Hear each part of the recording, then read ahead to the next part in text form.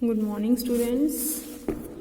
Last lecture में हमने equilibrium condition की दो फॉर्म्स कर चुके हैं। एक फर्स्ट फॉर्म थी। फर्स्ट फॉर्म में आपके पास तीन कंडीशन थी कि sum of resolve part along X axis and Y axis 0 and sum of moment of force about any point in the plane is 0, then system is in equilibrium. फिर आपने second form की थी। Second form के अंदर क्या था कि कोई भी आप तीन नॉन कॉलिनियर पॉइंट्स लो, any three non collinear points आपने कंसिडर किए हैं। आपको गिवन था कि सिस्टम का moment about these three non collinear points is 0। Suppose three non collinear points थे ए बी सी, तो आपको गिवन था sum of moments of all forces about A is 0, sum of moments of all forces about B is 0 and sum of moments of all forces about C is 0। तीनों points के along separately total forces का moment 0 था। आपने दिखाया था system is in equilibrium. अब हम third form करते हैं। थर्ड फॉर्म में और सेकंड फॉर्म में माइनर सा डिफरेंस है। देखो थर्ड फॉर्म क्या है। A system of coplanar forces shall be in equilibrium if the algebraic sum of moment of all forces about any two point in their plane vanish separately। देखो second form के अंदर 3 points थे और तीनों non collinear points थे। इस वाले form के अंदर 3 की बजाय 2 पॉइंट्स आपके पास हैं कि कोई भी 2 पॉइंट मैं लेती हूँ तो उन दोनों पॉइंट्स के about sum of moments of all forces is 0 separately. Means 2 point suppose करो मैंने 2 पॉइंट लिए, एक पॉइंट ए कंसीडर किया, एक पॉइंट बी कंसीडर किया, तो sum of moments about A is 0, sum of moment of all forces about B is 0। ये आपको गिवन है। 3 की बजाय 2 पॉइंट गिवन है, लेकिन साथ में एक कंडीशन और दे दी, या तो 3 नॉन कॉलिनियर पॉइंट उनके अबाउट 0 हो, तब भी सिस्टम इक्विलिब्रियम में होता है। और अगर 3 की बजाय आप 2 पॉइंट लोगे तो साथ में आपको एक कंडीशन और लेनी पड़ेगी। क्या कंडीशन है? The algebraic sum of the resolve part be 0 in any direction not perpendicular to the line joining 2 points. देखो पहले मैं इसका मतलब बताती हूँ, फिर आपको बताऊंगी, फिर दोबारा स्टेटमेंट पढ़ते हैं कि ए और बी को ज्वाइन करने वाली जो लाइन आपके पास है, एक ऐसी डायरेक्शन आपने लेनी है जो इस पे परपेंडिकुलर ना हो। सपोज करो मैंने ये डायरेक्शन ली, ठीक है, तो ये जो एंगल है it should not be 90 degree. Suppose मैं इसको थीटा से इंडिकेट करती हूँ तो थीटा should not be equal to 90 degree. A B के ऊपर एक ऐसी डायरेक्शन लेनी है जो इस ए बी पर परपेंडिकुलर ना हो। तो तीसरी कंडीशन कहती है कि इस डायरेक्शन के along algebraic sum of resolve parts be 0। Means जो भी फोर्सेस हैं, मान लो आपके पास 10 फोर्सेस हैं, F1 F2 F3 F10। F1 का कंपोनेंट निकाल लूँ इस डायरेक्शन के अलोंग, F2 का निकाल लूँ, F3 का निकाल लूँ, F4 का निकाल लूँ and so on up to F10 तक इसके अलोंग मैं कंपोनेंट निकाल लूँ, उन सबको ऐड कर दूँ तो वो कंपोनेंट आपका टोटल कंपोनेंट शुड बी 0। या मैं क्या कर सकती हूँ, F1 F2 F3 सबका रिजल्टेंट निकाल लिया। सपोज करो सबका रिजल्टेंट R आ गया, ठीक है, सबका रिजल्टेंट निकाल लिया, तो R का कंपोनेंट इस डायरेक्शन के along should be 0। Means component of system of forces, जो भी आपके पास सिस्टम फोर्सेस है उसका कंपोनेंट इस डायरेक्शन के अलोंग शुड बी 0। और डायरेक्शन क्या है? Direction should not be perpendicular to A B, direction should not be perpendicular to line joining 2 points. देखो फिर से स्टेटमेंट पढ़ते हैं। तीसरी कंडीशन क्या थी? The algebraic sum of the resolve parts, मतलब फोर्सेस का रिजॉल्व पार्ट्स का अलजेब्राइक सम बी 0 होना चाहिए इन एनी डायरेक्शन, किसी डायरेक्शन के अंदर। लेकिन डायरेक्शन पे कंडीशन क्या है? Not perpendicular to the line joining 2 points. दोनों पॉइंट को ज्वाइन करने वाली लाइन के परपेंडिकुलर ना लेके कोई भी डायरेक्शन आप लेते हो, उस डायरेक्शन परपेंडिकुलर के अलावा कोई भी और डायरेक्शन लेते हो तो उसके अलोंग जो है रिजल्टेंट का कंपोनेंट शुड बी 0। ये आपको गिवन है। 3 चीज़ें गिवन है। ए के अबाउट मोमेंट 0 है, बी के अबाउट मोमेंट 0 है, और किसी भी डायरेक्शन जो कि ए बी पर परपेंडिकुलर ना हो उसके अलोंग कंपोनेंट भी 0 है फोर्स का। आपको दिखाना है सिस्टम इज इन इक्विलिब्रियम। देखो इसका कुछ प्रूफ तो सेकंड फॉर्म की तरह ही है। जैसे हमने सेकेंड फॉर्म में किया था बिल्कुल उसी तरह करते हैं। Any system of coplanar forces can be reduce to either a single force और टू ए सिंगल कपल। ये मैंने आपको सेकेंड फॉर्म में क्लियरली समझा दिया था कि सिस्टम को या तो हम सिंगल फोर्स में रिड्यूस करेंगे या फिर सिंगल कपल में, ठीक है। अब देखो दो ही पॉसिबिलिटी है, या तो सिंगल फोर्स में रिड्यूस हो जाएगा या सिंगल कपल में।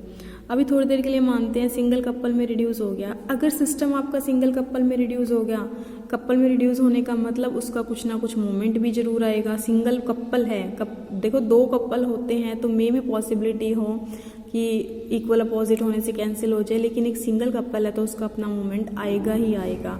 आपको दे रखा है कि एक अबाउट, दोनों पॉइंट ना भी लो, सिर्फ एक पॉइंट पे अगर आप लेते हो कि अगर एक कपल में रिड्यूस हो चुका है उसका अपना मूवमेंट होगा तो उसका कुछ ना कुछ मूवमेंट ए के अबाउट भी आएगा, बी के अबाउट भी आएगा।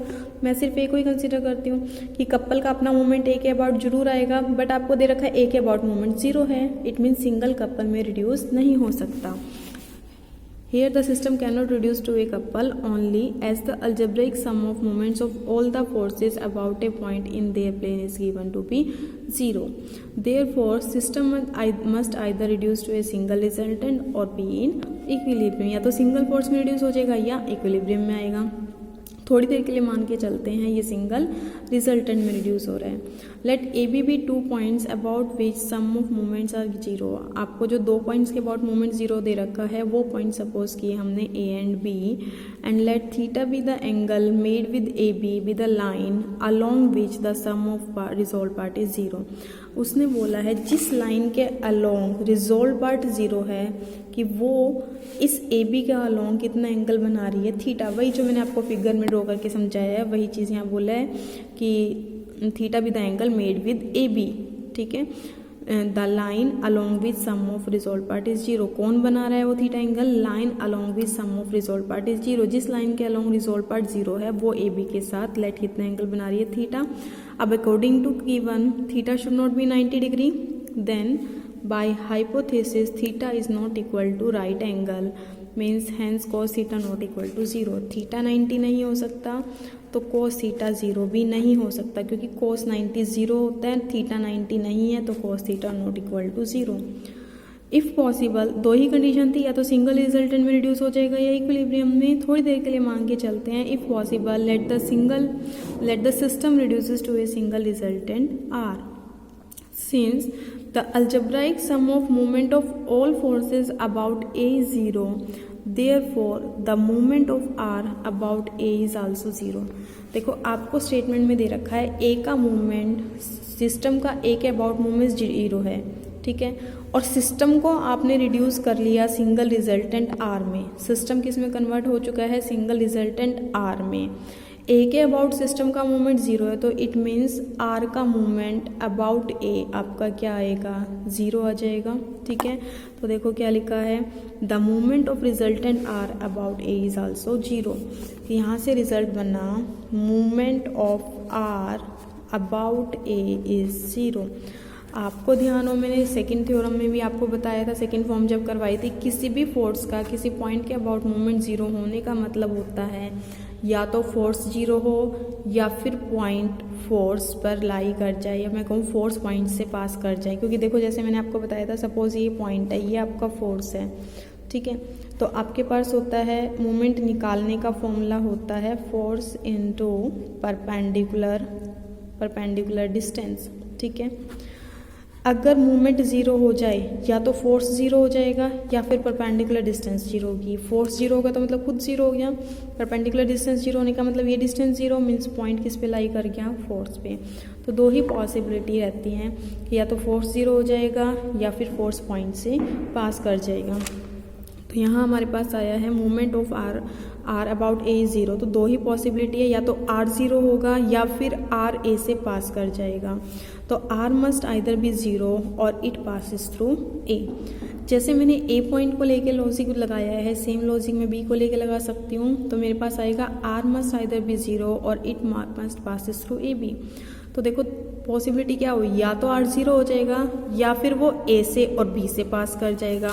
A और B से पास करने का मतलब क्या है, ए बी के अलोंग आ जाएगा। देखो कोई भी लाइन जो A से पास कर रही हो B से पास कर रही हो तो वो किसके अलोंग आ जाएगी, लाइन ए बी के अलोंग आ जाएगी। इट मीन्स दो ही पॉसिबिलिटी हैं, या तो R जीरो हो जाएगा या फिर R ए बी के अलोंग आ जाएगा। ठीक है, क्योंकि R जीरो था या फिर A और B दोनों से पास कर रहा है, या तो R जीरो हो जाएगा या R ए बी के अलोंग एक्ट करेगा। तो देखो ये लिखा है resolving along the direction, sorry either, ये मैंने बता दिया था। हैंस अभी थोड़ी देर के लिए देखो दो पॉसिबिलिटी बचती हैं, या तो R जीरो हो जाएगा या ए बी के अलोंग एक्ट करेगा। थोड़ी देर के लिए मान के चलते हैं R जीरो नहीं है, R जीरो नहीं है तो क्या बचेगा, R must act along A B. ठीक है, ए बी के अलोंग एक्ट करेगा। Resolving along the direction in which algebraic sum of resolved part of all forces is 0। देखो अब क्या करो, इसके अलोंग R आ गया, इस डायरेक्शन के अलोंग कंपोनेंट निकाल लो R का। इसके अलोंग कंपोनेंट निकाल लूँगी, इसका एंगल थीटा है, जिसके साथ थीटा बन रहा होता है वो कंपोनेंट किस में आ जाता है, कोस में। तो ये कंपोनेंट आ जाएगा R कोस थीटा। आपको दे रखा है कि जो भी सिस्टम है उस सिस्टम का फोर्सेस का component along this direction is 0। अब मेरे पास सिस्टम R में रिड्यूस हो गया, R का कंपोनेंट इसके अलोंग कितना आया, R cos थीटा। तो मैं लिख सकती हूँ R cos theta should be 0।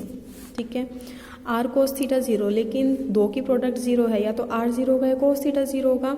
cos theta 0 नहीं हो सकता, ऊपर आपने बता दिया क्योंकि थीटा 90 नहीं है, तो यहाँ से क्या आया आपके पास R 0 आ गया। ठीक है, देखो दो पॉसिबिलिटी थी, या तो R 0 हो गया था या R ए बी के अलोंग एक्ट कर गया था। हमने अगर ये भी माना कि R 0 नहीं है तो क्या पॉसिबिलिटी बची, R ए बी के अलोंग एक्ट कर रहा है। लेकिन जब R ए बी के अलोंग एक्ट कर रहा है तब भी लास्ट में जाके R क्या आ गया, 0।